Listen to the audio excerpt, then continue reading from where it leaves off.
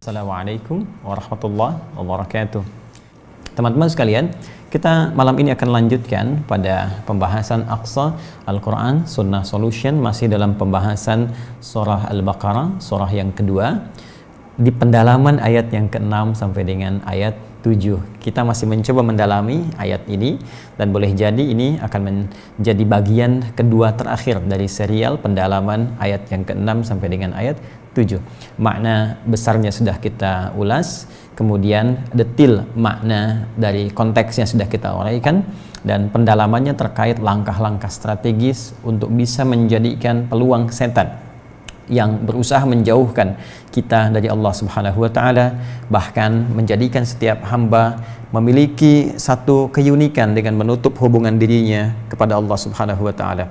Bagaimana kita bisa menutup celah-celah itu sehingga bisa menjaga keadaan kita tetap tersambung dengan Allah dan terjauh dari ancaman-ancaman yang telah disampaikan dengan tegas. Kita baca dahulu, Allah berfirman di Quran surah kedua Al-Baqarah ayat 6 sampai dengan 7.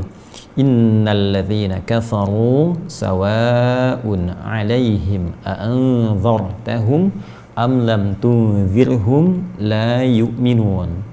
Khatamallahu 'ala qulubihim wa 'ala sam'ihim wa 'ala absarihim ghishawah wa lahum 'adzabun 'adzim. Baik, kita telah terangkan bahwa dua ayat ini ingin menjelaskan tentang klasifikasi golongan kedua dari keadaan manusia. Setelah golongan pertama, orang-orang yang beriman itu dan berusaha mengaktualisasikan imannya dengan mengerjakan nilai-nilai takwa dalam kehidupan. Kita telah uraikan itu, dan saya sangat bermohon kepada kawan-kawan sekalian, termasuk mengingatkan untuk diri pribadi, agar setiap pertemuan kita, kiranya setiap pekan kita cek kembali sejauh mana dalam setiap pekan kita bisa meningkatkan takwa di hadapan Allah Subhanahu wa taala. Karena itulah bahkan dalam setiap Jumatan pembukanya kan wasiat takwa. Ya, seringkali disitir Quran surah ketiga, surah Ali Imran ayat 102 itu. Ya ayyuhalladzina amanu taqullaha haqqa tuqatih. Hai orang-orang beriman, selalu tingkatkan takwamu kepada Allah dengan cara yang benar, dengan serius, haqqa tuqatih. Jangan di masjid kelihatan takwa, keluar dari masjid luntur takwanya. Di kantor hilang takwanya, di rumah hilang takwanya. Tidak, takwa yang benar dibawa kemanapun, di setiap tempat yang kita pijak, di setiap waktu saat kita beraktivitas, ya, dan menjadi apapun. Jadi anak yang bertakwa, jadi suami bertakwa, jadi istri bertakwa, ya, jadi ayah bertakwa, pun demikian dengan ibu, demikian seterusnya. Ya, bila ada pun ya, amanah kehidupan yang kita emban dengan profesi tertentu, apakah pejabatkah, pengusahakah, ustadzkah, ya, guru secara umumkah, dan sebagainya, maka spirit takwa tetap kita bawa dalam kehidupan. Seperti pernah kita uraikan di pertemuan terdahulu. Ya, ciri yang pertama tentang sholatnya konsisten, ya, bagaimana dia bisa berbagi dengan hartanya, meningkatkan interaksi dengan Al-Quran. Cek setiap pekan, sepekan ini berapa sudah kita khatamkan Al-Quran, ya, kemudian sholatnya berapa sudah kita tingkatkan dari sekedar fardu dengan sunnahnya, demikian seterusnya. Dan ukuran terakhirnya, ulaika ala hudan mir rabbihim wa ulaika humul muflihun. Orang yang senantiasa mengupgrade takwanya, maka apa yang Allah berikan kepada golongan ini, Allah akan selalu memberikan pendampingan dengan hidayah, dengan pedoman, dengan petunjuk, ya, yang mengiringi setiap langkah kehidupannya, sehingga langkah hidup yang ia tempuh, aktivitas yang ia kerjakan, dimanapun titian ia lakukan, selalu lekat dengan falah. Ya, wa ulaika humul muflihun. Ada kegembiraan, kesenangan, kedamaian, kesuksesan puncaknya. Nah, sekarang coba kita lihat, apakah pekerjaan yang kita lakukan merasa dinikmati, melahirkan ketenangan? Ya, jangan-jangan selama ini bekerja tapi nggak damai, tapi nggak tenang, bahkan untuk ibadah sulit. Ya, ada sesuatu yang keliru di dalamnya. Maka setiap pekan kita upgrade, sekalipun sekarang kita berada di posisi pembahasan golongan yang kedua. Nah, golongan kedua adalah antitesis, ya, paradoks dari golongan yang pertama, lawan langsung.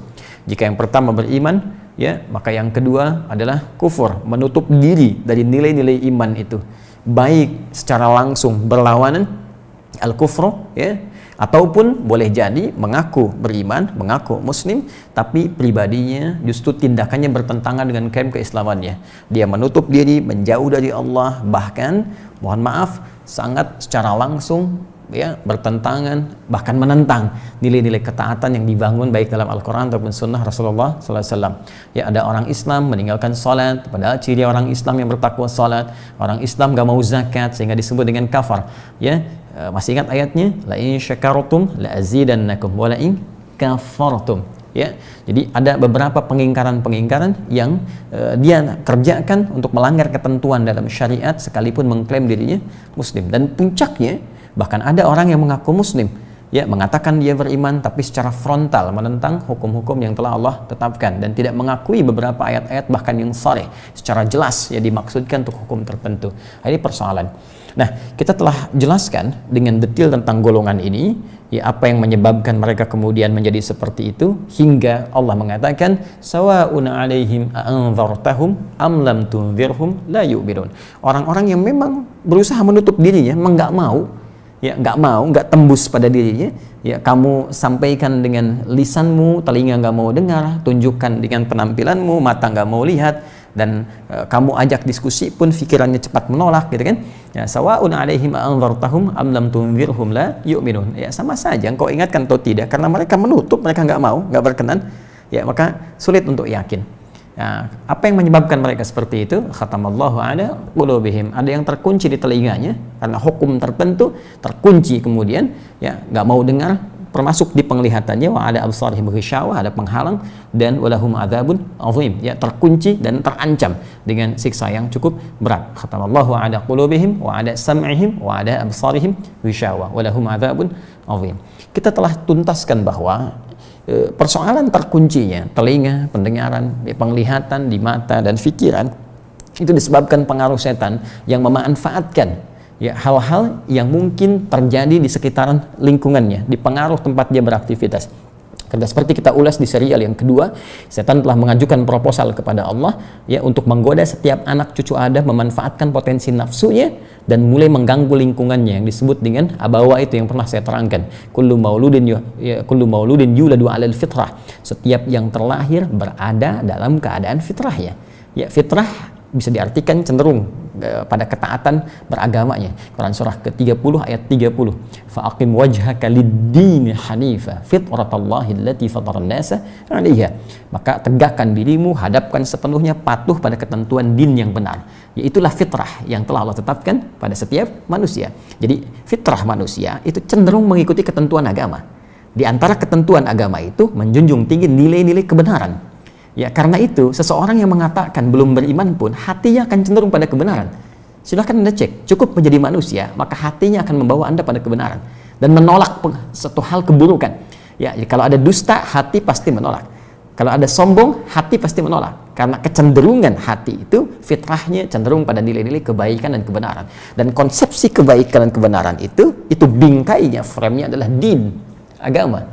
Dan din yang memiliki nilai-nilai tadi dengan ketentuan yang telah diuji kebenarannya, ya, itu adalah Islam. Sehingga Allah kemudian langsung berikan statement di Quran surah ketiga ayat 19, inna dina indallahil Islam. Dan sampai sekarang pun masih diperkenankan setiap orang untuk bisa mengkaji. Silahkan kaji dalam Islam, riset lagi, baca, pahami ayatnya, petunjuknya, dan seterusnya. Nah, kembali pada persoalan kita, setan memanfaatkan lingkungan tempat beraktivitas, yang dalam lingkungan ini ada 3-4 faktor yang dimanfaatkan oleh setan sehingga menjadikan manusia menutup diri. Masih ingat di pertemuan yang lalu kita coba kaitkan di ayat yang ke-6 surah Al-Baqarah ini dengan ayat ke-10 di surah Ali Imran. Di ayat yang ke-6 Al-Baqarah Allah berfirman, innal ladzina kafaru, ya, sawa'un 'alaihim anzartahum am lam tunzirhum la yu'minun. Dibuka dengan innal ladzina kafaru. Di ayat yang ke-10 pun dibuka dengan kalimat yang serupa, innal ladzina kafaru lan tughniya anhum amwaluhum wala auladuhum minallahi syai'a wa ulaika hum waqudun nar. Sungguh orang-orang yang ingkar, menutup dirinya dari hubungannya dengan Allah Subhanahu wa taala, tak akan mampu, ya, kekayaannya, ya, amwaluhum wala auladuhum, dan investasi anak-anak didikannya untuk menyelamatkan dia dari ancaman Allah di akhirat kelak. Ya, amwal jamak dari kata mal dengan 3 turunan utama yang bagian satunya telah kita tuntaskan di pertemuan yang lalu. Mal bisa diartikan dengan harta benda, Ya, harta benda. Kenapa harta disebut mal? Dari kata mala yamilu, ada yang menyebutkan demikian, mailan, ya, dan karakteristik yang menjadi mal isimnya condong, cenderung, doyong. Ya, karena orang cenderung untuk memilikinya, lupa karena cenderung mengejar harta, lupa dengan tuntunan ibadah. Ya, saya sering contohkan, ada orang yang tega meninggalkan sholat demi mengejar materi tertentu, ya kan? Karena rapat ditinggal sholatnya, karena proyek tertentu ditinggal Jumatnya, lalai dari bacaan Qurannya, demikian seterusnya. Apa tujuan utamanya? Malun, harta benda. Ya, karena itu di pertemuan yang lalu pada serial yang keempat telah kita tuntaskan bagaimana kita mengetahui langkah-langkah setan melalui harta, yang dengan itu dia coba buka peluang bagi setiap manusia untuk menjauh dari Allah dengan cara orientasi mengejar harta benda itu.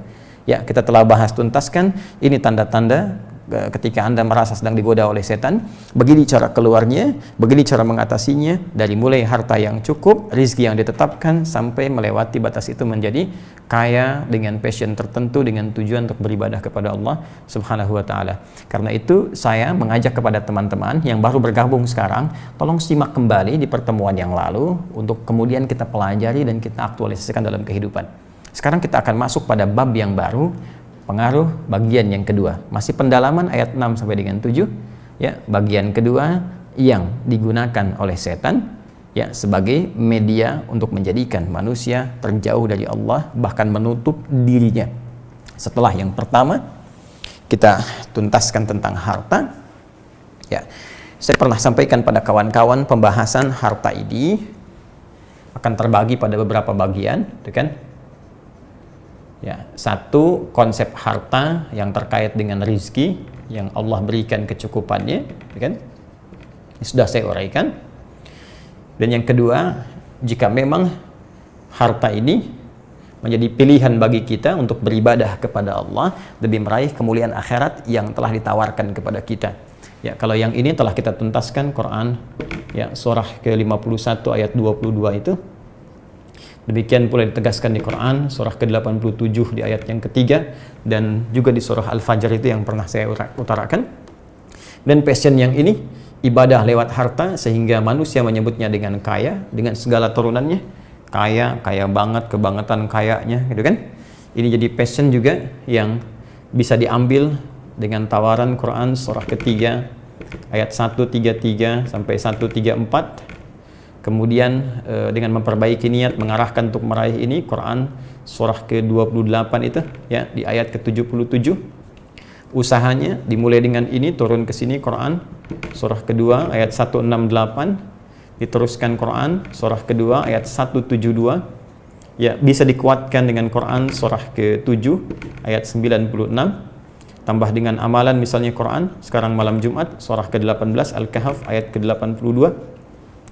Dan beberapa turunan yang lainnya, tapi saya tidak dalami sampai akhir ini karena supaya tidak terlampau kita menjauh dari konteks pembahasan, kecuali nanti dalam kajian tematik misalnya ada manajemen bisnis dalam Al-Quran atau fikih harta dalam Al-Quran, boleh kita kaji sampai ke tantangan-tantangan yang lainnya.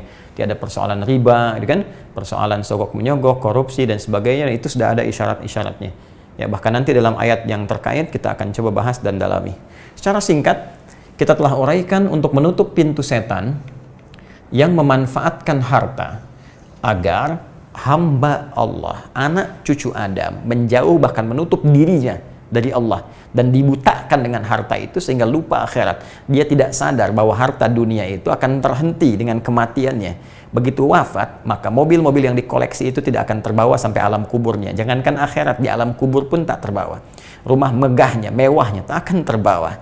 Pun demikian teman-teman sekalian, dengan koleksi emasnya, hartanya, ya, uangnya dan seterusnya tidak akan terbawa, jangankan ke akhirat, alam kubur selesai. Karena sifat ini dunia, sifatnya dunia, duniawi, ya. Ya, wi-nya itu menunjuk pada sifat duniawi, hal-hal yang terkait dengan materi dunia, maka berhenti di dunia saja. Dia tidak akan masuk ke dimensi berikutnya. Ketika pindah ke akhirat, ukhrawi, maka yang berlaku di hukum akhirat adalah sifat-sifat amalan akhirat. Sifat-sifat amalan dunia akan terhenti dengan sendirinya. Ya, karena itu, jika Anda ingin menjadikan ini punya poin yang terbawa sampai ke alam berikutnya, yaitu ukhrawi, akhirat, ya, maka kita harus investasikan ini saat digunakan, selain menjadi fungsi dunia, juga punya nilai akhirat, punya aktiva akhirat. Ya, ini poinnya. Maka disinilah turun kemudian perintah-perintah beramal dengan menggunakan harta. Ada yang pokok seperti zakat, Quran misalnya surah 9 ayat 103 dikeluarkan kepada 8 golongan, masih di surah yang sama, At-Taubah surah 9 ayat ke-60, kan? Ada infak misalnya, ya, ada yang 5 golongan spesial, Quran surah kedua ayat 215. Ya, demikian seterusnya. Dan dahsyatnya ketika Allah memandang seseorang sudah layak, benar bisa menggunakan harta, tahu cara menggunakannya, itu akan ditambah terus. Tambah. Seperti Allah tambahkan kepada sahabat Uthman bin Affan radhiyallahu taala anhu, Abdurrahman bin Auf radhiyallahu taala anhu, dan sahabat-sahabat mulia lainnya yang terkenal sangat kaya, ya, kebangetan kayanya, tapi mampu mengelola kekayaan itu sehingga menjadi investasi akhirat yang nyata. Sampai sekarang masih ada asetnya, sampai sekarang masih dikenang kisahnya, dan sampai sekarang masih dituliskan bahwa orang-orang terbaik itu dalam keadaan posisi sedang kaya banget pun, kebangetan kayanya, masih juga kebangetan tahajudnya. Dalam tanda petik, ya, bisa menghatamkan Qur'annya, ya, dalam setiap harinya, di setiap kesibukannya masih bisa tahajud, ya, masih bisa meningkatkan bacaan Qur'annya. Itu kan sangat luar biasa. Karena itu, berlatih untuk menaikkan passion kita dalam konteks kekayaan biasanya akan ditempa dulu oleh Allah dengan tempaan yang kuat, sehingga mentalitas kita pun bisa mapan. Ya, jadi jangan sampai Anda merasa turun nih, sedang usaha misalnya, ingin menjauh dari riba, ingin usaha, ya, ditempa dengan ujian-ujian, ya, supaya kuat mental kita. Ya, jadi kalau orang sudah terbiasa dengan tekanan, ya, sudah terbiasa menghadapi rintangan, tantangan-tantangan, ke depan tuh akan lebih gampang lagi. Karena itu ketika di awal kita berusaha berubah jadi lebih baik dengan menggunakan turunan-turunan ini, ya, terus tiba-tiba ada ujian, modal hilang, mesti begini, mesti capek. Biasa, hidup dunia itu capek. Kalau nggak pengen capek ya meninggal. Pokoknya sepanjang hidup tuh pasti capek. Ya, tabaqan an tabaq, la tarkabunna tabaqan an tabaq. Kamu akan, ya, daki. Ya, kamu akan lewati etapa-etapa kehidupan yang membuat kamu lelah, itu biasa. Cuma apakah lelah itu punya nilai ibadah atau tidak? Itu saja poinnya. Ya. Jadi kadang-kadang ketika Anda menjalani usaha ini, biasa ada yang gagal, ya, ada yang kemudian bangkrut, naik lagi, itu kan istilah manusia saja. Nanti kalau kita sudah mulai terbiasa, mampu menggunakannya pada jalan yang benar, biasa menghadapi tantangannya, barulah datang hasilnya dengan limpahan, hasil yang sangat luar biasa. Dan titik itulah yang bisa dinikmati kalau benar cara memulainya. Nah, sekarang ini sudah tuntas ya pembahasan ini. Teman-teman yang baru bergabung, mohon berkenan untuk melihat pendalaman di 4 episode sebelumnya. Ya, telah jelas kami terangkan, tinggal memang bagian terakhirnya tidak saya optimalkan karena nanti ini masuk kepada bahasan tertentu saat masuk kepada topiknya, yaitu tuntunan usaha dalam Al-Quran untuk mengambil passion ini supaya tidak terlampau menjauh dari inti yang ingin disampaikan dari Quran surah kedua ayat 6 sampai dengan 7. Baik, bagian kedua, selain harta ada juga yang kedua yang memang terkait erat korelasinya dengan harta. Ya. Ini bahkan passion yang kedua ini, teman-teman sekalian, itu pun ditempuh oleh seseorang, ya, selain untuk mendapatkan apa yang ingin diraih ini, juga ada iringan harta yang mengikuti.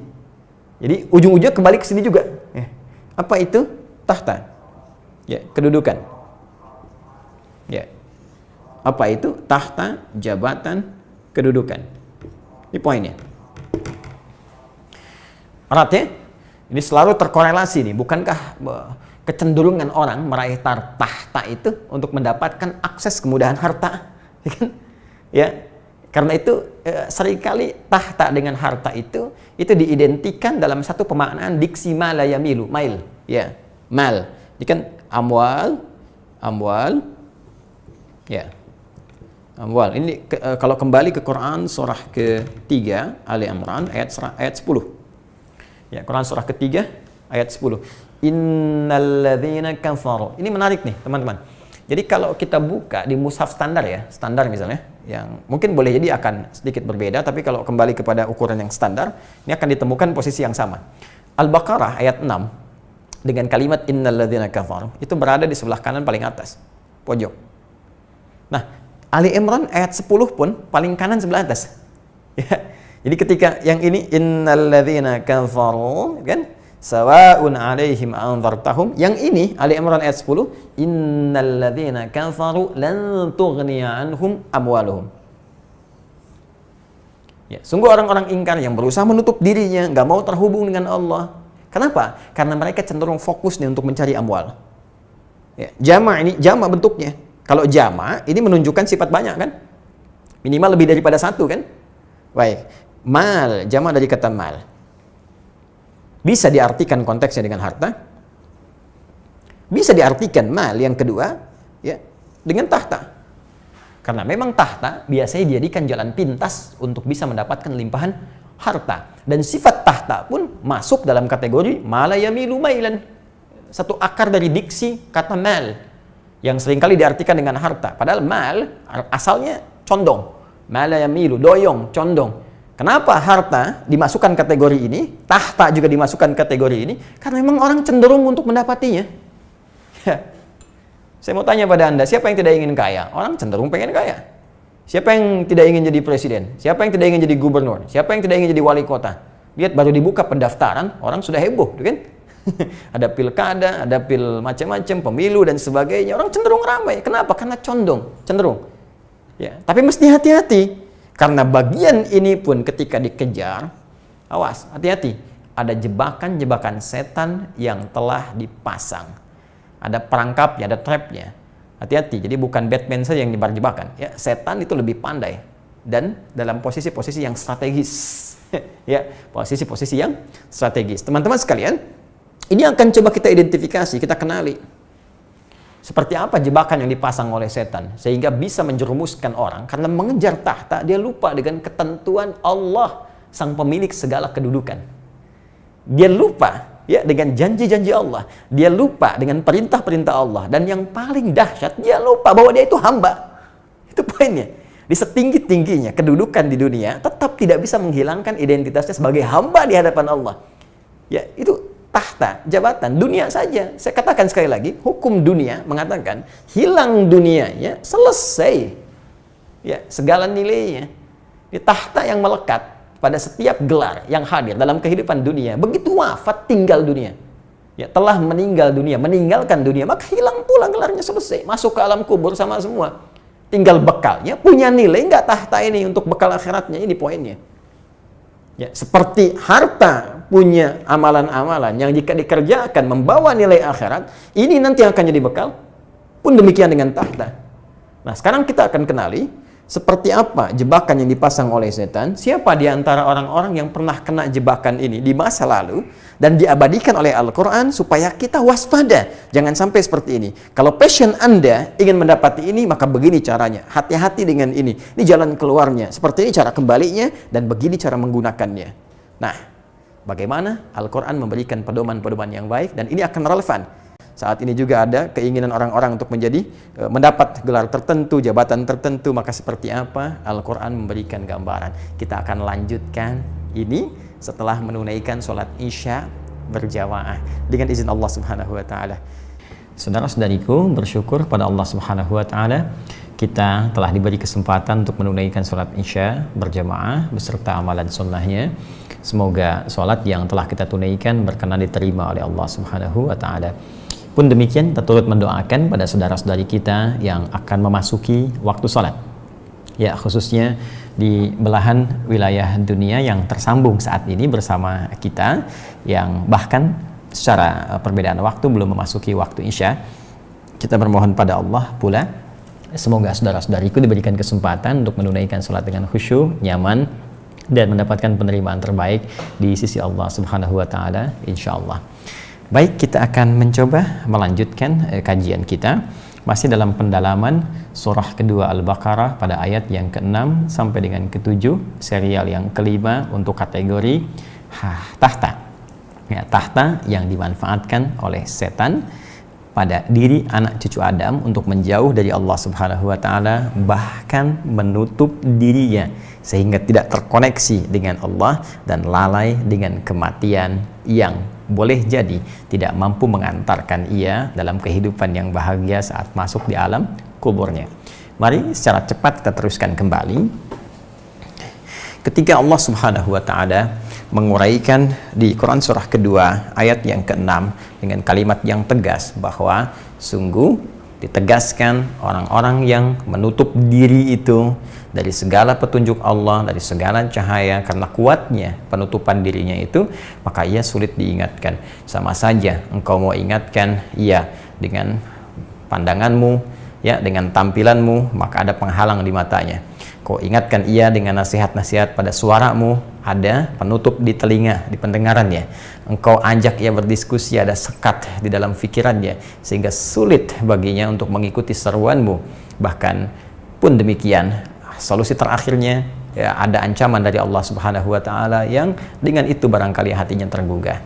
Nah, kita mesti lihat apa yang menyebabkan mereka semua kemudian menjauh dari Allah. Ya, ada potensi ini yang dimanfaatkan oleh setan. Sebab pertama, harta yang mengiringi aktivitas dunianya telah kita selesaikan.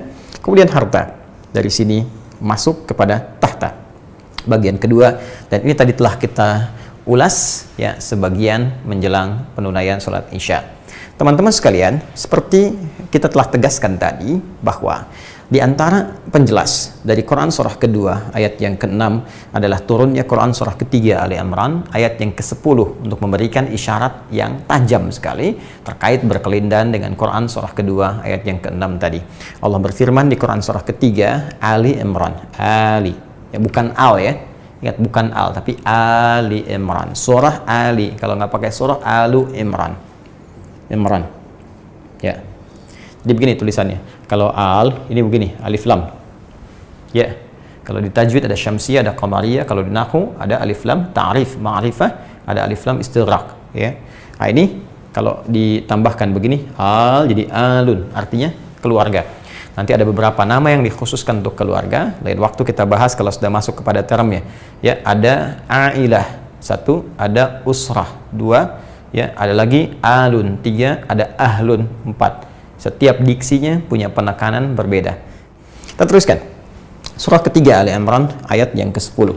Innal ladzina kafaru, dengan diksi yang serupa tapi penekanan yang berbeda. Di tafsir, ingat ya, penjelas yang mirip-mirip, kata yang serupa, itu tidak ada pengulangan dalam Al-Quran. Yang ada adalah taksisan li ma'nan jadid, penegas kepada makna yang baru. Inilah keunggulan Al-Quran. Sekalipun diksinya terlihat serupa, tapi ternyata maknanya beda dengan yang sebelumnya. Ada penekanan pada sesuatu yang baru. Ya, kenapa bisa serupa dengan sebelumnya? Ada hikmah di situ. Nanti kita akan lihat. Ya, bisa jadi bermakna taukid, penguat pada yang telah disampaikan dengan penekanan pada makna yang baru. Itu yang sulit ditemukan dalam untayan-untayan kalimat biasa. Kalau bukan firman Allah, mustahil mendapatkan uraian yang singkat, padat, jelas, bermakna, lugas, dan tajam, terpercaya. Baik, saya izin hapuskan dulu ini untuk bisa memberikan ilustrasi lebih dalam. Allah berfirman, innal ladzina kafaru lan tughniya anhum amwaluhum. Sungguh orang-orang yang menutup dirinya sampai ingkar dari Allah Subhanahu wa taala, maka segala hal yang telah ia kumpulkan, ia cari, ia dapatkan, ia agungkan, ia banggakan. Amwal jamak dari kata mal, bisa harta, bisa pula tahta. Tadi telah saya uraikan sebelum isya, mohon Anda menyimak kembali. Ya, bahkan pencarian terhadap harta, jabatan, kedudukan ini boleh jadi kecenderungannya juga menjadi wasilah untuk bisa mengumpulkan harta benda, karena ini terkait berkelindan. Ya, kata Allah, lan tughniya anhum amwaluhum. Ya, maka semua ini termasuk harta tidak akan pernah bisa menolong Anda, ya, bisa membebaskan Anda, termasuk investasi keturunan Anda, wa auladuhum. Ya, Anda siapkan dengan harta, dengan tahta. Ini menarik nih isyarat di Qurannya. Ada kecenderungan kalau orang sudah sukses dengan harta, maka ia akan wariskan kesuksesan dengan harta itu pada anak keturunannya. Anda punya misalnya perusahaan sudah bercabang, sukses, banyak hartanya, maka ada kecenderungan pemilik harta ini untuk diteruskan, ya, oleh anak keturunannya. Maka perusahaan A dipimpin oleh anaknya, B dipimpin oleh misalnya adik dari anaknya, demikian seterusnya. Nah, ini ada kecenderungan. Ya, tapi Allah kemudian tegaskan, jika semua itu memang hanya didesain untuk kepentingan dunia saja, maka selesai dunia. Baik Anda ataupun aktiva anak cucu Anda dan aset yang dikumpulkan dari perusahaan 7 turunan bahkan lebih yang telah Anda siapkan tak akan mampu menolong Anda di hadapan Allah Subhanahu wa taala ketika Anda memutus hubungan Anda dengan Allah. Ya. Anda putus hubungan dengan manusia pun sulit terkoneksi. Anda putus hubungan dengan Allah, apa masih Anda berharap mendapatkan rahmatnya? Baik ya. Pun demikian, ini yang menarik. Tahta juga demikian. orang yang kecenderungan telah mendapatkan posisi yang sangat nyaman dengan kedudukannya, jabatannya, maka ada keinginan untuk mewariskan kepada anak keturunannya supaya naik. Ya, ini dapatkan posisi ini, dapatkan posisi itu. Yaitu ada kecenderungan, ya, isyarat di ayat ini bahwa potensi-potensi itu bisa hadir. Ya, bisa sah dilakukan kalau benar muaranya, bisa bencana jika itu terjadi tanpa bimbingan, karena setan itu selalu tajam melihat peluang untuk bisa memanfaatkan sehingga orang-orang terjauh dan terputus hubungannya dengan Allah Subhanahu wa Ta'ala. Kejahatan bisa terjadi, bukan hanya ada pelakunya, tapi peluang sekecil apapun yang dimanfaatkan oleh setan untuk meniti itu. Nah, karena itu, teman-teman sekalian, mari kita lihat dari mana potensi tahta ini, kedudukan ini bisa membuat orang kufur. Ya, ya, karena kan kafara ini, masih ingat kata dasarnya dulu yang pernah kita kaji? Innal ladzina kafaru, ini bentuk jamaknya, asalnya dari kafara. Ya, kafara yakfuru. Kafir. Dan diambil dalam bahasa Inggris cover. Ya, the book is covered by apa? Misalnya buku ini tertutupi, ya, di cover, tertutup. Sudah kita bahas itu. Kalau kita tasrif, ya, derivasinya kita munculkan kafara yakfuru, ya, kufran wa kafran, fahuwa kafir, ya. Kafara yakfuru, yakfuru, yakfuru, yakfur, dia menutup diri, ya kan? Takfur, kamu menutup diri. Ya, ada orang berkata, bukan saya, orang berkata akfur, aku menutup diri, misal. Ya, nah, yuk kita cari redaksinya. Apa hubungan tahta dengan peluang untuk menutup diri? Kita lacak redaksi ini dalam pengingat yang disampaikan oleh Nabi Sulaiman alaihissalam. Satu-satunya Nabi di muka bumi yang diperkenankan oleh Allah mendapatkan kedudukan tahta tertinggi yang tidak akan pernah diraih oleh orang selain beliau. Ya, bahkan dalam doanya pun minta spesifik kepada Allah, aku saja yang diberi, orang setelahku tidak. Itu kita temukan di Quran surah ke-38. Surahnya surah Sad, ya, Sad. Di ayat yang ke-35, Anda bisa cek lagi, ya, tolong diingatkan kalau keliru, kita cek ya. Qala rabbighfirli wa habli mulkan la yanbaghi li ahadin min ba'di. Perhatikan kalimatnya, qala rabbighfirli, maka Nabi Sulaiman alaihissalam berdoa kepada Allah, ya Allah, mohon perkenan ampuni saya. Tuh. Anda bisa terbayang ya, pemilik tahta tertinggi dalam kehidupan di dunia yang bisa menaklukkan bukan hanya dunia kemanusiaan, jin pun ditaklukkan, setan dibelenggu, angin-angin ditundukkan, ya. Kalau Son Goku, Son Gohan itu hayalan, Dragon Ball itu hayalan, ya. Baik, tapi ini tidak, ini nyata, ya. Bukan awan kinton, awan yang melayani pagi dan petang, ya. Awan tunduk, ya. Jin tunduk, setan dibelenggu, kekuasaannya luar biasa. Wahabli mulkan layan bagi li ahadin, ya, dan anugerahkan aku kedudukan tahta yang tidak diperkenankan bagi siapapun ba'di setelah aku. Ya innaka antal wahhab, sungguh Anda ya Allah, sungguh hanya Engkau lah pemberi yang sangat mulia tanpa batas. Baik. Yang paling menarik teman-teman sekalian, lihat kalimatnya. Di sini Allah ingin tegaskan bagaimana Nabi Sulaiman berdoa kepada Allah, meminta kedudukan tertinggi dan dikabulkan. Ya, ini sudah viral kisahnya. Bahkan Al-Qur'an Masya Allah sangat luar biasa dahsyat. Bahkan memberikan porsi tersendiri antara kisah Nabi Sulaiman dengan Ratu Bilqis yang sangat populer, ya, sampai dengan kekian kita dikenang, ya, sangat luar biasa. Sekarang yang paling menarik, ketika dikabulkan oleh Allah dan berikan puncak kekuasaan itu yang tidak akan pernah diperkenankan bagi generasi setelahnya untuk bisa meraihnya. Apa yang diucapkan Nabi Sulaiman setelah meraih itu semua dan ditampakkan oleh Allah semua pengaruh kekuasaannya. Ya, Anda bisa bayangkan, jangankan taklukan manusia, bukan level di wilayah tertentu. Ya, saya tinggal di Bekasi, bukan level Bekasi, ya, bukan level Jawa Barat, bukan level Jawa, bukan level Indonesia, bukan level Asia, ya, bukan sekedar dunia dengan semua manusianya, tapi udah lewat batas itu, jin, bahkan dengan segala alamnya, bahkan binatang, bahkan bisa mendengar suara binatang, bahkan semut pun terdengar suaranya. Anda sangat paham dengan kisahnya. Tapi apa yang diungkapkan Nabi Sulaiman alaihissalam, perhatikan pengingatnya, pengingat yang sangat dahsyat dari seorang raja agung yang pernah tinggal di bumi dan beliau seorang nabi. Ya, lihat kalimatnya. Kita lihat Quran surah ke-27. Ya, An-Naml. Surah tentang semut.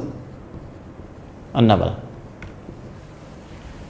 Surah tentang semut. Ayat ke-40.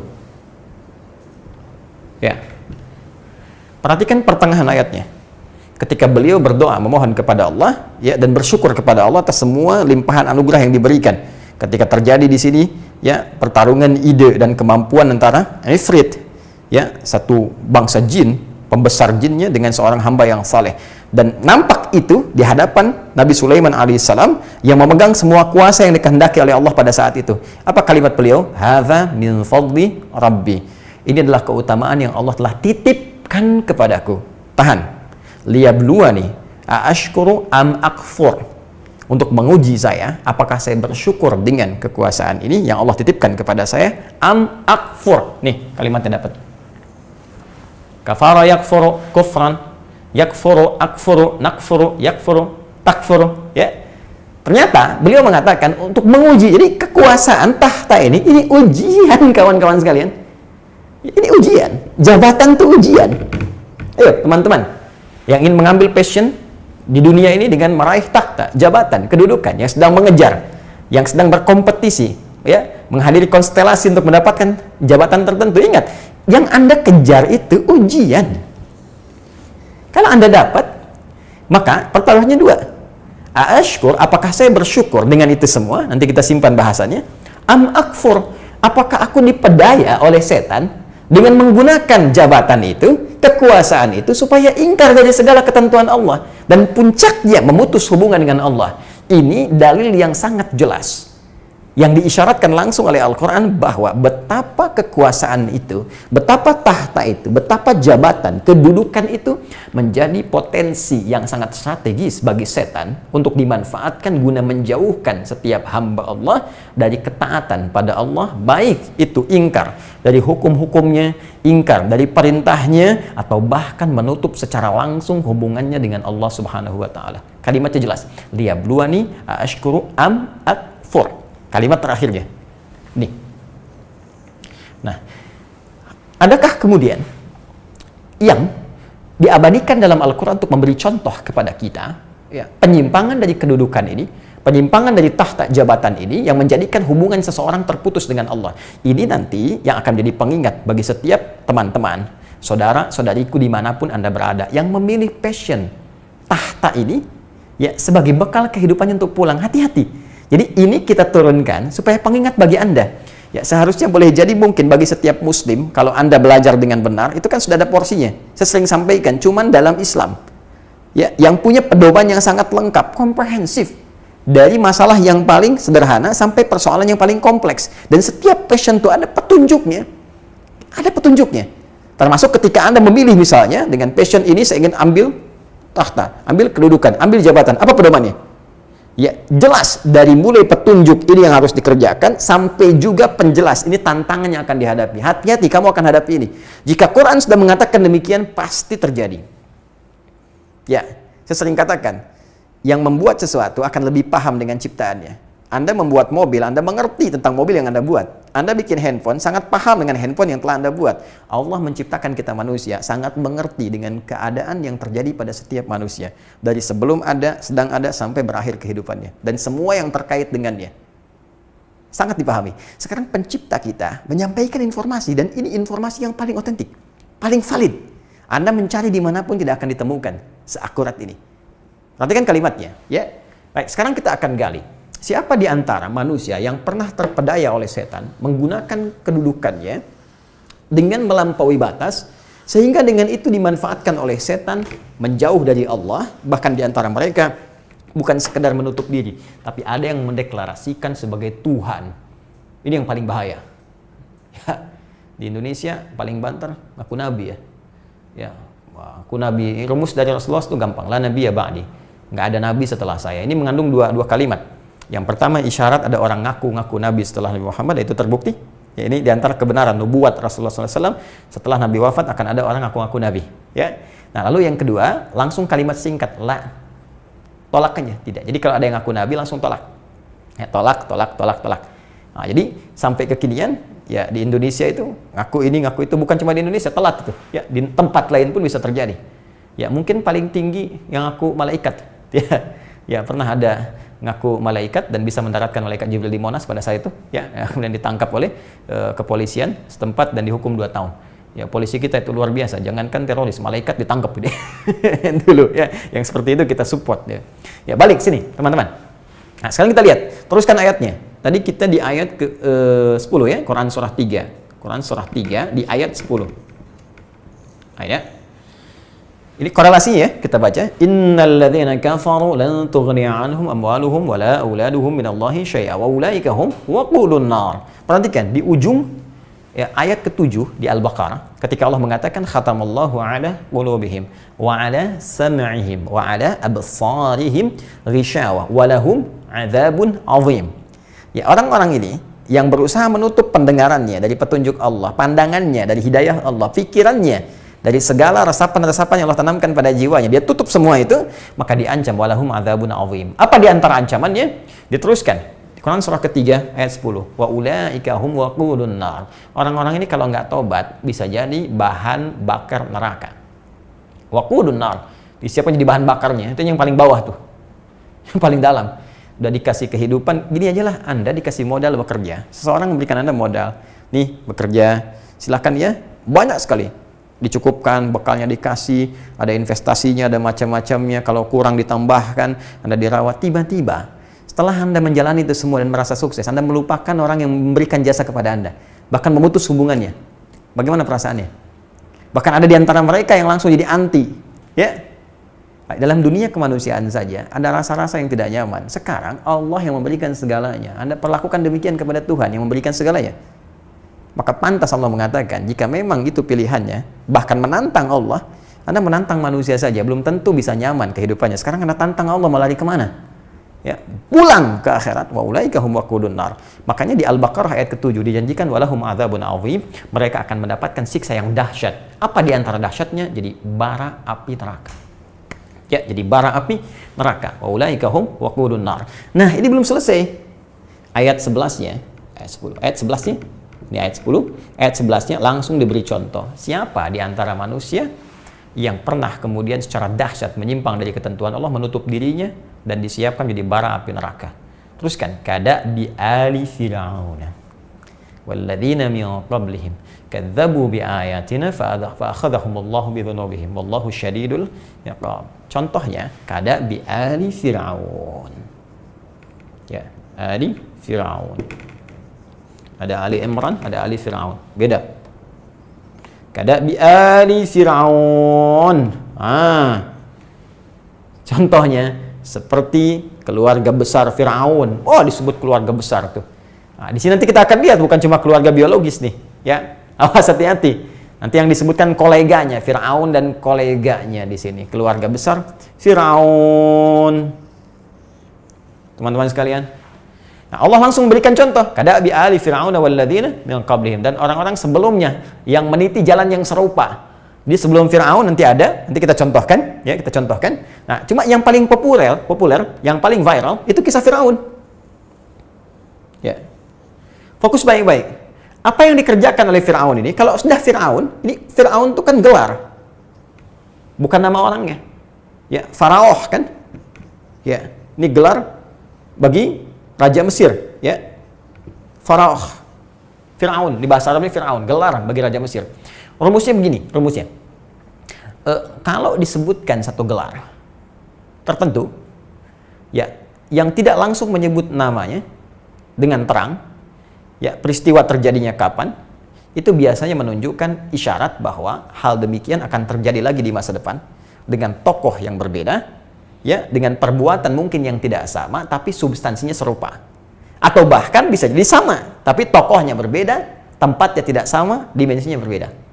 Sebaliknya, jika langsung disebutkan namanya dengan terang, ya, bukan inisial, namanya disebutkan, kejadian disebutkan dengan jelas, ini menunjukkan bahwa kejadian itu hanya akan terjadi pada orang dimaksud dan tidak akan dialami pada orang yang lainnya dimanapun, ya, seperti Maryam alaihissalam, wa Maryam ibnata Imran, dan Maryam anak perempuannya Imran, bisa mengandung, bisa melahirkan tanpa disentuh laki-laki manapun. Ingat, redaksi Qurannya tanpa disentuh, walam yamsasni bashar, nggak pernah disentuh laki-laki manapun. Artinya yang bisa mengandung, melahirkan tanpa disentuh laki-laki manapun cuma Maryam, dengan keistimewaan yang spesial yang diberikan oleh Allah hanya untuk Maryam saja. Ya, kalau misalnya ada yang mengaku saya bisa mengandung, melahirkan, ada anak tanpa bapak, ya itu banyak. Ya, tanpa bapak, tapi nggak pernah disentuh laki-laki manapun, cuma Maryam binti Imran. Jelas ya? Ini sekarang Fir'aun. Nah, tadi saya katakan Fir'aun ini, ya ini Faraoh, ini menunjuk kepada gelar raja. Ya, kalau raja, ini menunjuk kedudukan kan? Tahta kan? Nah, ini yang saya maksudkan. Jadi Allah sekaligus memberikan dua kesan di sini. Kesan pertama, ada di zaman dulu yang diuji dengan tahta, dengan kedudukan yang sangat tinggi, tapi dia menyimpang dari kedudukannya. Sekaligus memberi pesan bahwa boleh jadi di masa depan ada orang-orang mendapat amanah serupa. Kedudukan, tahta, jabatan. Jangan diikuti tipikal ini, bisa berbahaya. Ancaman terdahsyatnya jadi bahan neraka. Ancaman terdahsyatnya siksa yang berlipat. Dan semua akan pulang. Tunjukkan pada saya di mana penguasa-penguasa yang pernah hadir di bumi yang hidup sampai saat ini. Semua wafat. Ya. Fir'aun, Namrud dan sebagainya, ataupun yang soleh-soleh ada banyak. Nabi Sulaiman yang paling populer, itu kan Dzulkarnain yang paling populer, pemilik timur dan barat, meninggal juga, kisahnya abadi. Tinggal Anda ingin menuliskan kesan apa? Apakah soleh atau salah? Sejarah selalu mencatat setiap titik perbuatan manusia hanya bisa dikenang dengan dua kriteria. Tuliskan yang terbaik ya dengan nilai-nilai yang saleh, atau tuliskan yang terburuk dengan nilai-nilai yang salah. Tergantung bagaimana Anda ingin dikenang. Tapi kenangan bukan hanya sekedar hadir di dunia, tapi menjadi bagian yang dipertanggungjawabkan di hadapan Allah ketika pulang ke akhirat nanti dengan segala perjanjian yang telah disepakati. Saleh mendapatkan bagian rahmat, salah mendapatkan janji azab. Bahkan di antara azab itu ada yang menjadikan sebagai bahan bakar neraka. Nah, jadi ini poinnya. Nah, sekarang kita lihat apa yang dilakukan oleh Fir'aun ini, ya, sehingga diberikan ancaman yang dahsyat oleh Allah, bahkan dijadikan model yang utuh. Ini bukan cuma kisahnya, jasadnya. Anda bayangkan. Jadi kalau sudah melihat jasad dan tahu kisahnya, ya masih diikuti juga. Ini keterlaluan ini. Saya tidak tahu istilah apa yang harus diungkapkan. Ya, Anda kan kalau diberi contoh, ini kisahnya. Oh, kisahnya. Dikasih referensinya, ini referensinya. Anda yakin? Setelah itu, hakul yakin. Ya, diperlihatkan langsung. Ini loh, jasadnya. Dia utuh, masih ada, masih bisa diamati, melewati setiap abad. Nampak, masih belum yakin juga dengan cara apa lagi itu. Mesti diingatkan. Ya. Nah, teruskan. Sekarang kita lihat bagaimana kesan yang ditampilkan oleh Al-Quran tentang Fir'aun ini. Seperti apa penyimpangannya? Jadi teman-teman gini, penyimpangan tahta, kekuasaan jabatan, itu bahasa Arabnya disebut dengan togha namanya. Ya, togha. Togha. Penyimpangan dari harta disebut bagha namanya. Kemarin tahu belajar harta kan? Nah, kalau hartanya digunakan pada hal yang tidak dikehendaki oleh Allah Subhanahu wa taala, pakai beli minuman keras, kan? Pakai miras santika, pakai beli narkotika, pakai beli sabu, pakai beli ganja macam-macam. Ya, dipakai untuk korupsi, dipakai untuk nyogok macam-macam, itu tidak dikehendaki. Penyimpangan lewat harta disebut bagha. Karena itu Qarun, ya ini semasa dengan Fir'aun, nanti saya terangkan di akhir. Ketika Qarun menyimpang, ya dengan menggunakan harta pada hal yang tidak dikehendaki Allah, disebut penyimpangannya dengan bagha. Ya, buka Quran surah ke-28. Al-Qasas. Al-Qasas. Di ayat ke-76. Ya. Paling kiri agak sedikit ke bawah. Inna Qaruna kana min qaumi Musa. Inna Qaruna, sungguh Qarun itu kana min qaumi Musa, termasuk dari kaumnya Nabi Musa alaihissalam. Jadi hidup di zaman Musa. Fabagha alaihim. Bagha tuh. Maka dia menyimpang dengan hartanya. Nah, ini penyimpangan harta disebut bagha. Penyimpangan tahta, kedudukan, membuat kebijakan-kebijakan ya yang menyimpang dari nilai-nilai kebenaran atau secara langsung melanggar ketentuan Allah atau memutus hubungan dengan Allah, itu disebut dengan tagha. Karena itu Fir'aun ya laknatullah alaih itu disebutkan oleh Al-Qur'an penyimpangannya dengan tagha. Buka misalnya Quran surah ke-79 An-Nazi'at. Dicek lagi teman-teman. An-Nazi'at ya wan nazi'atil gharqa dan seterusnya. Lihat ayat ke-17. Ketika Nabi Musa alaihissalam diperintahkan untuk berdakwah kepada Fir'aun, ya, apa kalimatnya? Idhhab ila fir'auna innahu tagha. Faqul hal laka ila an tazakka wa ahdiyaka ila rabbika fatakhsha. Ya, fa'arahu ayatul kubra, fahasyara fanada dan seterusnya, faqala ana rabbukumul a'la. Ini yang paling bahaya. Ini tagha, menyimpang. Dan penyimpangannya nggak main-main. Bahkan dia mengklaim sebagai Tuhan. Ya, tadi saya katakan orang sekarang paling banter ngaku nabi, sebagian malaikat. Ini Tuhan. Faqala ana rabbukumul a'la. Ya, saya Tuhan kalian yang paling besar. Tuhan kalian yang paling agung, Firaun. Nah, tapi yang mau saya tegaskan, perhatikan baik-baik. Apa yang terjadi dengan ini semua? Ini dimanfaatkan oleh setan untuk memutus hubungan dengan Allah Subhanahu wa taala. Dia mengaku Tuhan. Satu. Ya. Yang kedua, tagha, dia mulai menyimpang. Apa tindakan penyimpangannya? Dengan berbuat zalim. Ya. Zalim itu sebetulnya bahasa standar ya, menempatkan sesuatu bukan pada tempatnya. Itu zalim. Karena itu zalim menjadi makna yang luas, tergantung ya dalam konteks apa yang dipahami. Ya, harta bisa zalim, kekuasaan, kedudukan bisa zalim. Bahkan penghafal Quran bisa zalim, ada. Yaitu di Quran surah ke-35 ya, ayat 32.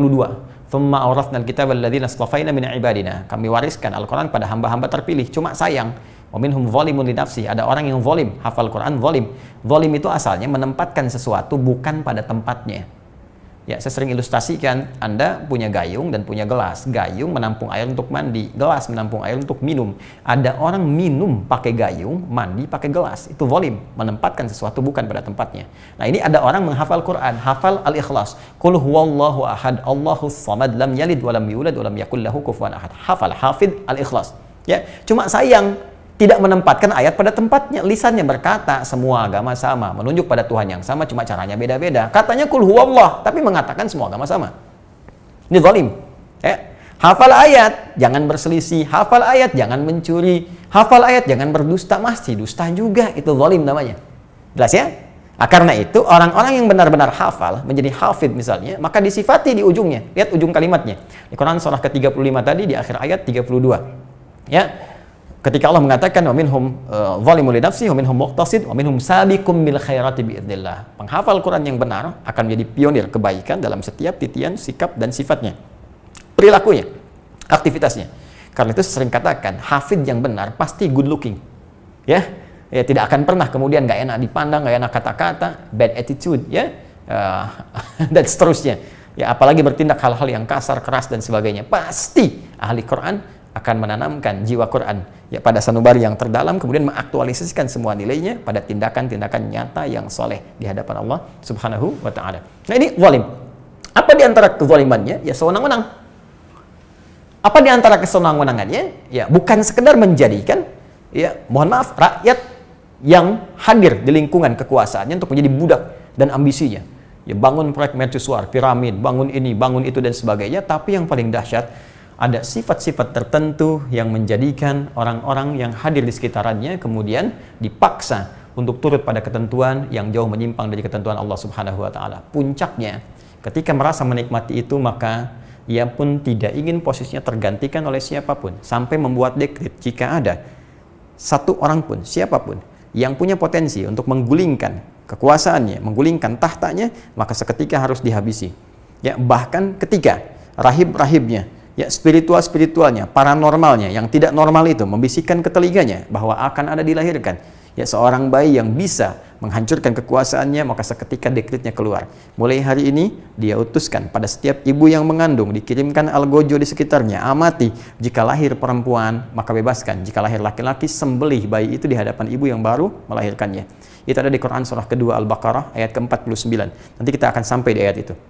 Ya, wa idz najaynakum min ali fir'aun yasumunakum su'al 'adzab yudzabbihuna abna'akum wa yastahyuna nisa'akum. Ya, dan ingatlah, pelajari ketika kami menyelamatkan kalian dari kekejaman Firaun dan koleganya, ya, yang mengamati setiap ibu yang tengah mengandung. Ketika lahir perempuan dia bebaskan, ketika laki-laki sembelih di hadapan ibu yang baru melahirkannya. Ini penyimpangan kekuasaan yang dibangun lewat harta sampai mengaku diri sebagai puncak dari kekuasaan. Bahkan mengklaim diri sebagai Tuhan.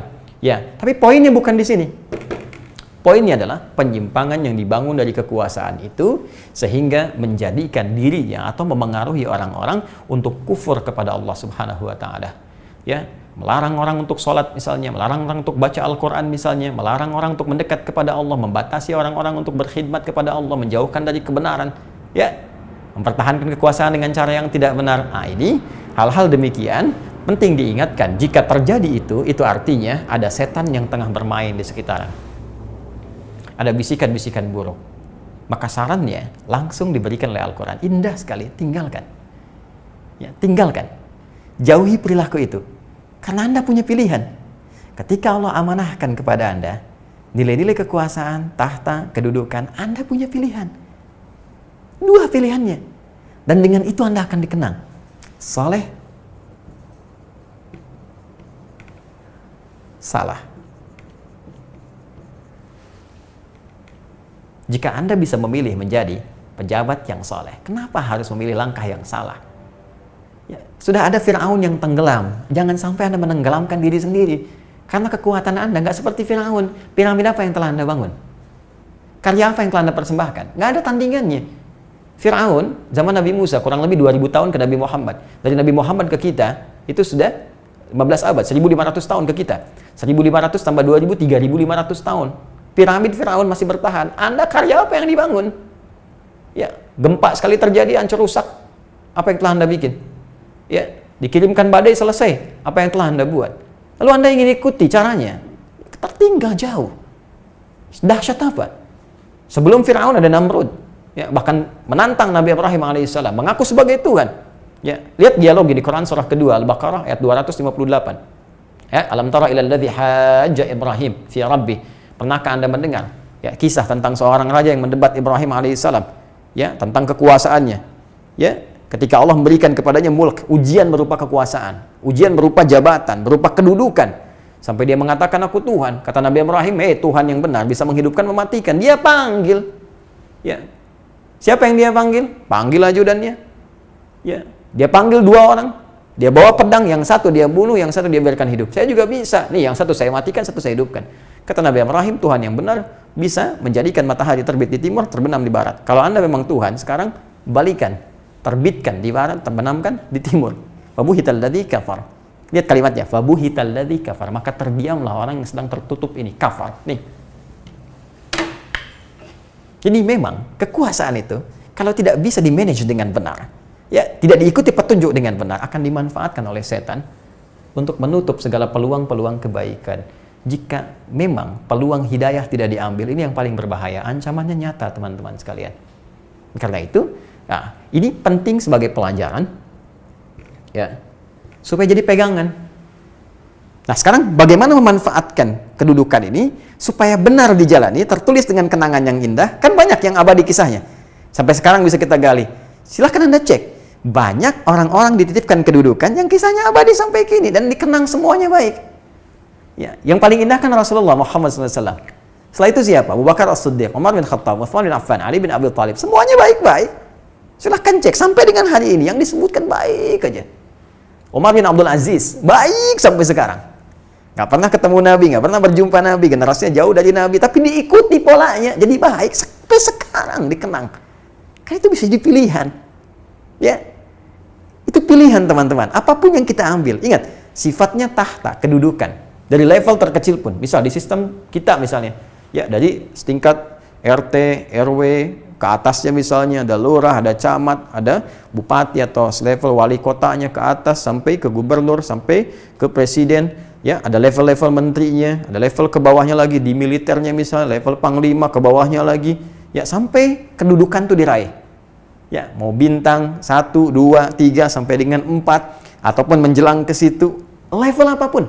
Di perusahaan ada pimpinan dari level misalnya, ya, manajer sampai ke direkturnya, atau ada yang bagian komisarisnya, sepanjang itu membawa aroma tahta, ya, membawa nilai jabatan, bahkan dituliskan dalam dunia kemanusiaan pejabat, pejabat pembuat akta tanah, pejabat ini, pejabat itu, pejabat yang memegang jabatan. Sepanjang itu melekat, maka pasti ada potensi-potensi ini. Kalau nggak percaya silahkan.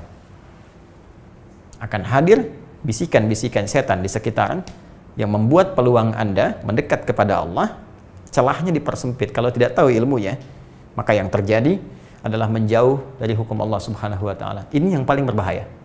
Ini yang paling berbahaya. Jadi ini umum ya, ini kalimat-kalimat umum pelajaran supaya nanti kalau Anda pilih, hati-hati nih. Nanti kita rincikan apa saja kira-kira yang akan dijadikan oleh setan sebagai jebakan-jebakan untuk kita belajar. Bukan berarti tidak harus memilih passionnya, tidak. Kalau Anda mampu belajar, kalau perlu cita-citanya.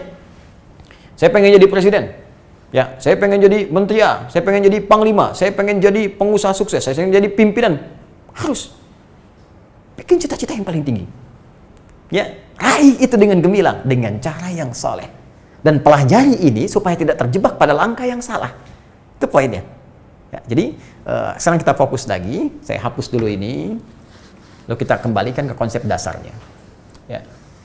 Tahan nih. Tutup dulu. Bismillah.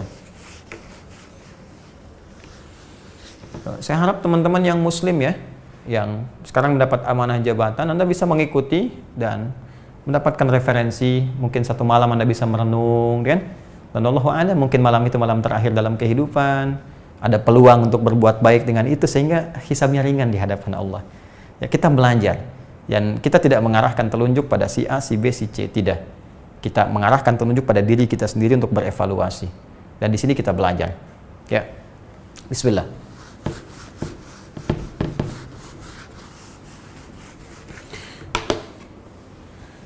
Baik, siap? Yuk kita teruskan kembali ya. Sibuk pada apa yang akan kita kaji saja. Semoga Allah muliakan kita semua. Bismillah. Kembali ke Quran. Teman-teman sekalian. Surah 27 tadi, An-Naml, ayat ke-40. Ke isyarat dan doa Nabi Sulaiman tadi ketika dititipkan kedudukan. Ya, masih ingat doanya ketika beliau berkata, ya, hadza min fadli rabbi. Ini kalimat pertamanya. Satu, hadza min fadli rabbi. Ya. Biasanya kalau di Arab itu, ya kadang-kadang jadi stiker tuh. Ya, kalau ada orang mendapatkan kedudukan atau baru diangkat sumpah jabatan atau apapun dengan segala sifatnya, ini kalimat ini suka dituliskan. Kadang-kadang jadi stiker di mobilnya, di rumahnya, di bukunya supaya jadi pengingat. Nanti kita pelajari. Bagian keduanya, liyabluwani aashkuru. Ini poinnya. Am akfur. Ini poinnya. Aashkuru am akfur. Baik, yuk kita ambil bagian pertamanya. Hadza min fadli rabbi. Nabi Sulaiman alaihissalam ketika dititipkan oleh Allah kekuasaan yang sangat dahsyat dan ditunjukkan langsung di hadapan beliau bagaimana kekuasaan itu ditampakkan oleh Allah dan pengabulan dari doa yang pernah dipanjatkan. Apa yang disampaikan beliau? Beliau langsung mengatakan di hadapan seluruh orang-orang yang hadir di istananya, bahkan dari kalangan jin, ifrit dan sebagainya, hamba-hamba yang soleh, semua penggawa-penggawa kerajaan dan sebagainya, beliau katakan, hadza min fadli rabbi. Semua ini hanyalah keutamaan yang dititipkan oleh Allah Rabbku kepadaku. Jadi indahnya kedudukan tahta yang ditampakkan langsung di hadapan Nabi Sulaiman, yang digerakkan oleh Allah melalui lisannya dengan perintahnya, yang paling menarik dikembalikan semua itu kepada anugerah Allah.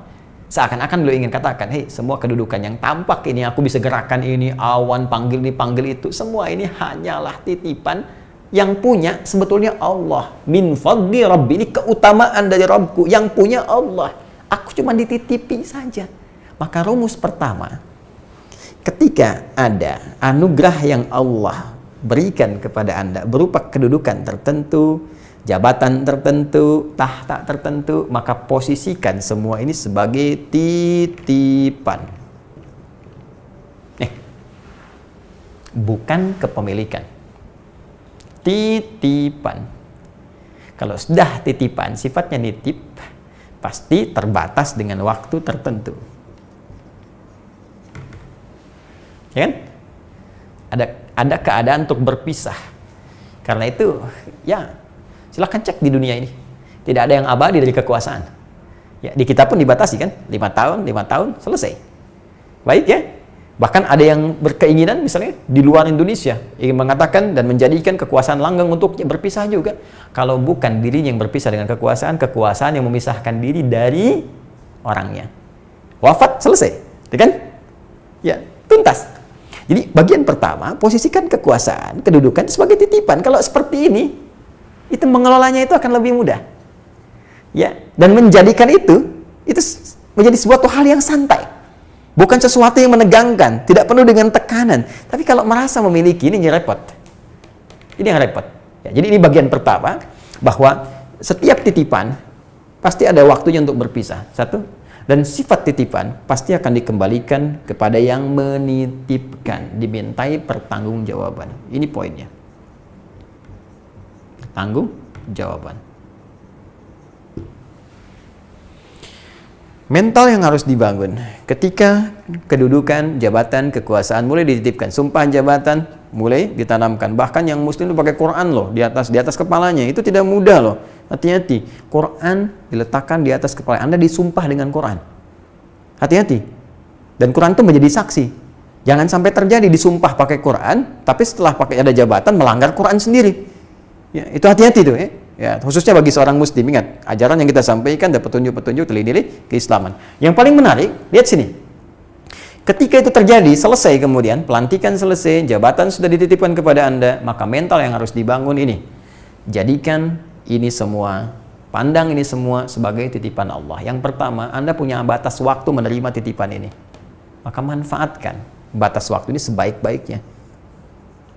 Agar titipan yang dimaksudkan punya nilai di hadapan Allah Subhanahu wa Ta'ala saat Anda pulang, bahkan punya kesan yang baik di hadapan makhluk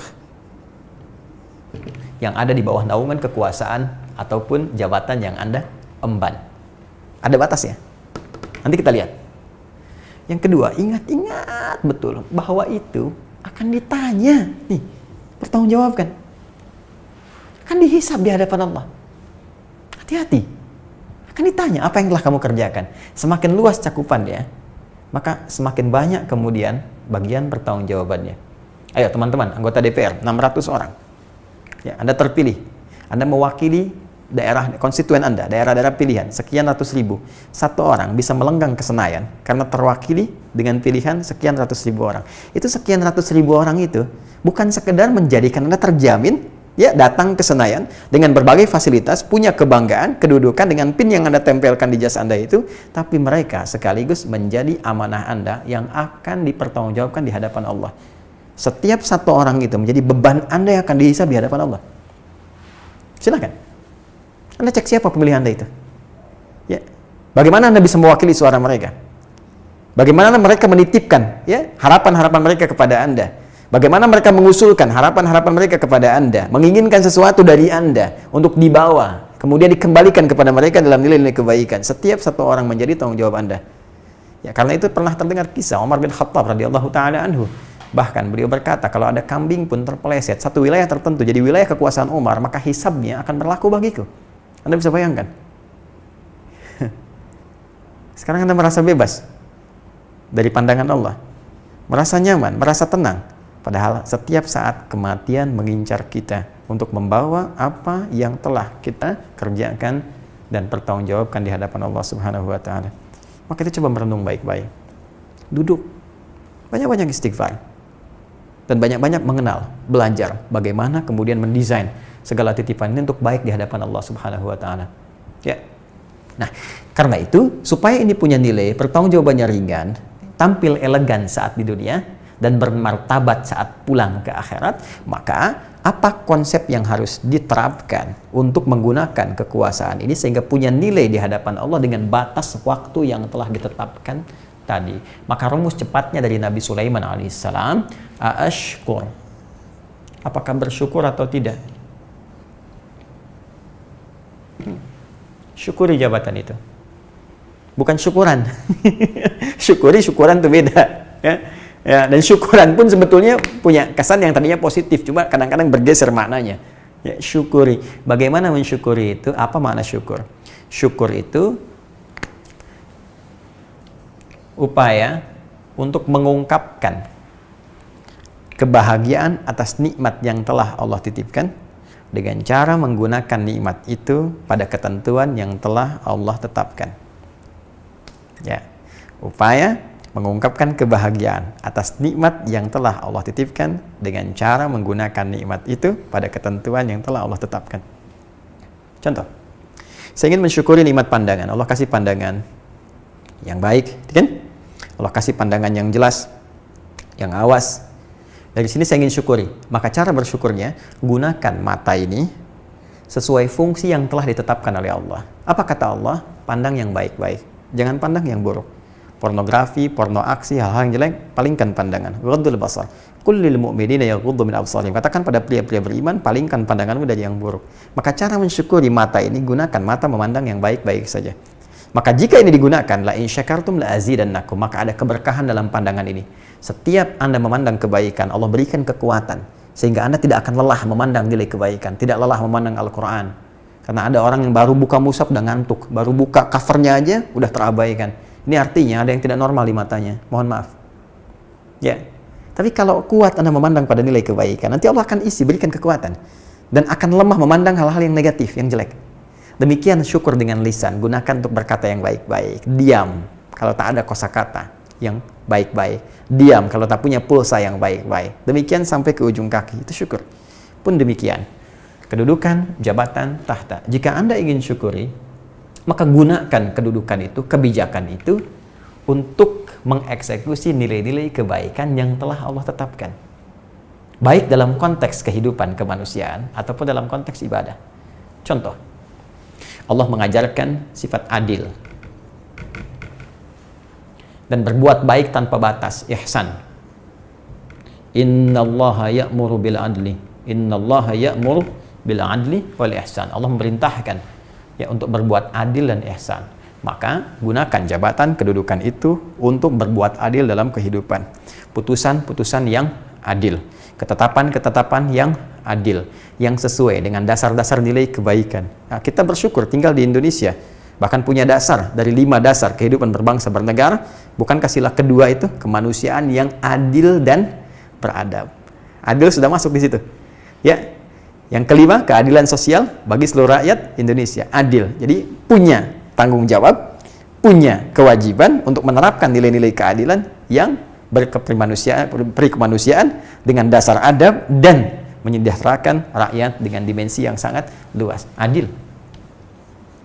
Ihsan. Ya. Berbuat baik tanpa batas. Senang berbagi. Ya. Buat bikin kebijakan-kebijakan yang benar, kebijakan-kebijakan yang baik, kebijakan-kebijakan yang menguntungkan, menyejahterakan, ya, mengayomi dan seterusnya. Adil. Ihsan. Ya. Contoh lain, misal kita terapkan dalam konteks dimensi spiritual. Anda Muslim, maka Anda bikin kebijakan, Anda cukup dengan sholat saja. Ya. Misal di wilayah Anda, waktunya sholat misalnya, Anda berhenti sejenak. Ya, Anda berikan instruksi, waktu sholat gunakan untuk sholat dulu, rehat dulu dari pekerjaan. Begitu Anda tuliskan, menjadi edaran, karena tanda tangan Anda, demi Allah saya katakan, setiap orang yang sholat, yang karena instruksi Anda tadi, ya, ikhtiarnya, maka pahalanya akan kembali kepada Anda. Diberikan pahala yang serupa tanpa dikurangi sedikit pun. Man dalla ala khair falahu ajruhu mithla ajri ya man amila bihi min ghairi adyan kusa min ajri syai. Siapa yang menunjukkan, memfasilitasi pada kebaikan, maka diberikan pahala yang sama dengan yang mengerjakan tanpa dikurangi sedikit pun. Tak terbayangkan. Ya, Anda dapat kedudukannya, Anda bangun musholla, orang sholat di situ. Allahu akbar. Berapa banyak orang sholat di situ? Ya. Jadi kalau digunakan dengan benar, ya, berikan kemudahan fasilitas untuk haji, berikan kemudahan fasilitas untuk zakat disalurkan dengan baik, itu berapa pahala bisa dikumpulkan. Dan membangun nilai kemanusiaan yang adil. Karena boleh jadi yang Anda pimpin bukan hanya Muslim saja, ada non-Muslim. Ya, berikan sifat-sifat hukum keadilan sesuai dengan nilai-nilai kemanusiaan, nilai-nilai ketatanegaraan dan sebagainya. Ya, demikian seterusnya. Jika ini digunakan dengan baik, termasuk dalam konteks dalam kehidupan di perusahaan, pimpinan yang adil kepada karyawannya, berbuat baik dengan cara yang benar, bikin kebijakan yang betul dan seterusnya, maka ini akan menjadi berkah. Seperti Nabi Sulaiman dimuliakan oleh Allah Subhanahu wa taala dan diberikan nilai-nilai keberkahannya. Tapi jika salah langkah, semua hanya digunakan untuk mengejar materi-materi dunia, fata morgana yang dibisikkan oleh setan yang tidak bertanggung jawab itu, maka ini akan menjadi beban dalam kehidupan. Bukan hanya alam kubur, tapi dunia pun rasanya sulit. Ya, mau tidur susah, tiap hari kok mikirin itu aja, ya berat. Yang dipikirin kekuasaan lagi, kekuasaan. Baru dapat kekuasaan, udah mikir kekuasaan berikutnya, capek hidupnya. Ya, dia tidak tahu bahwa hidupnya pun tidak aman, karena diintai pula oleh kematian yang setiap saat bisa mengelilinginya. Karena itu, penting nasihat ini untuk dipegang oleh siapapun, kita semua tanpa kecuali. Karena ini pesan yang disampaikan langsung oleh pencipta kita, Allah Subhanahu wa Ta'ala, dengan ketentuan-ketentuan yang sudah tetap dan tidak akan berubah. Ya, bagi teman-teman yang sekarang misalnya dalam konteks keindonesiaan ikut konstelasi pemilihan, baik skupnya pilkada ataupun lebih luas lagi, khususnya bagi Anda yang muslim, ingat betul ini. Jika diamanahi dengan kedudukan, maka gunakan kedudukan dengan cara yang benar, dengan cara yang baik. Bersikap adil, ya, berlaku ihsan, gunakan kedudukan sesuai dengan tempatnya, jangan sampai melanggar hukum, dan ingat baik-baik, Anda akan pulang membawa pertanggungjawaban. Jangan sampai meninggalkan kenangan buruk di dunia dan tampilan yang dahsyat saat kembali kepada Allah. Saya kira ini sangat objektif bagi kita semua untuk memperbaiki diri. Ya, dan jangan marah, apalagi kirimkan buzzer untuk menyoal. Ya, tapi saya senang kalau buzzer ikutan ngaji, saya senang. Kalau bisa kita bikin pengajian, buzzer mengaji misalnya. Kan sudah ada Indonesia mengaji, Bekasi mengaji, buzzer mengaji itu belum ada. Tapi nggak ada masalah, saya senang membuka untuk siapapun, karena setiap orang punya peluang untuk berbuat baik. Ya, dan saya mendoakan bagi siapapun, karena setiap orang punya hak untuk menjadi orang baik. Siapa saya bisa menghambat orang untuk berubah? Yang bisa kita lakukan mendorong setiap orang untuk berubah lebih baik di hadapan Allah Subhanahu wa Ta'ala. Ya, ini teman-teman sekalian, jadi jangan sampai kemudian nanti ada harta, ada tahta, bahkan berkolaborasi, ini yang bahaya. Bukankah Fir'aun berkolaborasi dengan Qarun? Ini yang paling dahsyat. Ya, kekuasaan yang digunakan pada yang salah di backup oleh pengusaha gelap. Ya, penguasa yang zalim, backupnya pengusaha gelap, itu yang bahaya. Karena itu kisah Fir'aun dengan Qarun itu seringkali viral. Ya, dalam Al-Quran dibahas di beberapa surat dan sangat populer. Dan nanti pelengkapnya, wah ini yang paling dahsyat. Di belakangnya nanti ada Haman, kita belum bahas penyimpangan ilmu pengetahuan. Ya, ada penyimpangan ilmu pengetahuan, ada penyimpangan tenaga. Jadi singkatnya, dalam konteks tertentu setan akan memanfaatkan selain harta, ada tahta, ada kedudukan yang dia desain langsung untuk membuat seorang hamba menjauh dari Allah atau bahkan memutus hubungannya dengan Allah Subhanahu wa Ta'ala. Hati-hati ya, sekali lagi, kalau sudah ada kedudukan, ya, statementnya mulai agak kurang terukur dengan baik atau bahkan langsung bertentangan dengan nilai-nilai yang telah Allah tetapkan, itu segera untuk mengoreksi diri sendiri. Berintrospeksi, hati-hati bagaimana kalau saat mengucapkan itu wafat, saat tanda tangan proyek yang nggak jelas itu wafat. Jadi kalau Anda di perusahaan tuh ya, dikasih proyek yang nggak jelas, terus suruh tanda tangan, hati-hati, bayangkan saat tanda tangan tuh malaikat mengintai Anda wafat saat itu. Apa yang Anda bisa bawa? Ya, belum konsekuensi untuk keluarga. Anda mau korupsi, mikir dulu, begitu Anda terima, Anda wafat. Belum nanti koreksinya. Ya, belum nanti konsekuensi untuk keluarga Anda. Apa nggak malu kalau anak Anda dihujat, nih bapaknya koruptor, wafat dalam keadaan korupsi? Apakah kebayang? Salah apa keluarga Anda, istri Anda, anak Anda? Bahkan bayi yang baru dilahirkan, keturunan Anda harus menanggung beban keburukan yang Anda telah kerjakan. Tobat, teman-teman. Duduk. Ya, saya berharap sesungguhnya semua stakeholder ini bisa duduk sama-sama. Ya, khusus dalam konteks keindonesiaan, ada pesan-pesan kebangsaan yang harus disampaikan. Apa salahnya duduk? Kemudian diskusi, musyawarah, berikan jalan bagaimana menatap Indonesia yang lebih baik. Ya, kemudian bikin peta-petanya, ya, repelitanya misalnya, rencana pembangunan 5 tahun ke depan, ya, bukan rencana pemilihan 5 tahun ke depan, ya, baru terpilih, pengen mikir 5 tahun lagi, 5 tahun, ya, kapan membangunnya? Ya, kenapa harus ribut melulu? Kenapa harus saling kemudian menjegal dan sebagainya? Duduk saja.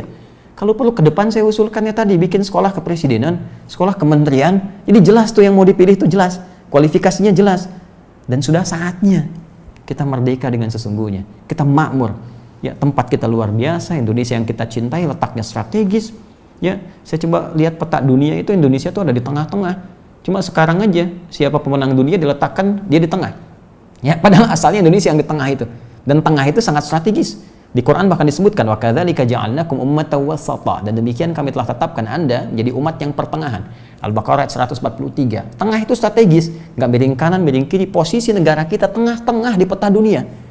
Ya, saya sedang riset tuh, saya mengembalikan dunia pada tempatnya di peta. Anda bayangkan, pemenang pada saat itu menempatkan dia di tengah. Kalau Anda lihat peta sekarang, Indonesia tuh kiri paling pojok. Tapi kalau dunia yang dikembalikan pada tempatnya, ya potongan dari Asia dan Afrika tuh balik lagi ke sini, sehingga Indonesia ada di tengah, kemudian dibatasi oleh Samudra Pasifik, baru Amerika di sini. Tengah-tengah itu Indonesia. Dan kita di ekuator tengah-tengah. Bukankah bumi ketika berputar, berotasi itu, dan putaran benda bulat menjadikan semua yang tertanam di dalamnya ada di tengah. Makanya mineral itu ada di kita, potensi di kita semua. Kita ekuator. Ya, karena itu orang tua kita dulu tuh sudah paham dengan itu. Ya, sampai di pasal 33 ayat 3 itu, ya dibenteng itu, bumi, air, dan seterusnya. Ya, dibatasi menjadi milik negara. Dan sebesar-besar untuk kepentingan rakyat itu kita. Ya, saya lihat choke point, ada beberapa yang strategis ya untuk ekspor impor. Ya, itu kita lihat beberapa choke point yang ada dari jalur kelautan, ada selat, ya, ada terusan. Terusan bahkan dibuat ya, supaya punya jalur seperti selat. Anda bayangkan terusan Suez, ya, terusan Panama kemudian yang dibikin ya dengan segala dinamikanya. Nah, ini ada selat di dunia, salah satu selat yang paling populer di kita. Ya, Selat Malaka. Bahkan kita punya selat yang lain. Ada Selat Makassar, Selat Sunda, Selat Lombok dan seterusnya. Itu luar biasa. Potensinya besar. Jadi kalau kita mencoba untuk bangun, kita untuk duduk bersama-sama, semua stakeholdernya berkumpul, merumuskan bagaimana kemakmuran itu bisa diraih. Demi Allah saya katakan, Indonesia punya semua syarat untuk makmur dan menjadi bangsa terdepan yang hebat. Ya, cuma kembali kepada kita. Nah, ini sekali lagi mungkin ini agak bersemangat ya untuk ta'limnya, karena kurang apa lagi Allah memberikan kepada kita. Wa fi ayyi ala'i rabbikuma tukadziban. Tinggal kita yang duduk merenungkan semua itu, tapi kuncinya adalah kita akan kembali kepada Allah dan kita diminta untuk menuliskan sejarah kita yang paling hebat. Nah, teman-teman, kita kembalikan ke sini. Kemudian setelah ini kita akan bahas kepada yang lebih spesifik. Faktor ketiga, bagaimana seseorang diberikan oleh setan pengaruh sehingga menjauh dari Allah Subhanahu wa taala, sehingga dia lupa, bahkan bukan hanya dirinya, dia membawa orang-orang di sekitarnya untuk menjauh dari Allah Subhanahu wa taala. Selain harta, ada tahta, nanti ada ilmu pengetahuan. Bahkan yang paling dahsyat, selevel ustadz pun atau di atasnya itu bisa terperdaya oleh setan. Alih-alih ia mengajak pada nilai kebaikan, dia bisa menjadi agen yang menjerumuskan pada keburukan. Siapa mereka? Apa ciri-cirinya? Sampai menjadi golongan pertama dihisab yang langsung dilemparkan ke dalam neraka. Kita akan teruskan dan bahas itu pada edisi berikutnya. Allahumma taqabbal minna innaka antas samiul alim wa tub alaina innaka antat tawwabur rahim. ربنا آتنا في الدنيا حسنة وفي الآخرة حسنة وقنا عذاب النار اللهم يا الله اللهم وفقنا بما تعلمنا وفقنا لنعمل ما تعلمنا به واجعلنا من أهل القرآن واجعل القرآن صحيبا لنا في الدنيا وشفيعا لنا في الآخرة يا أرحم الراحمين بفضلك سبحان ربك رب العزة عما يصفون وسلام على المرسلين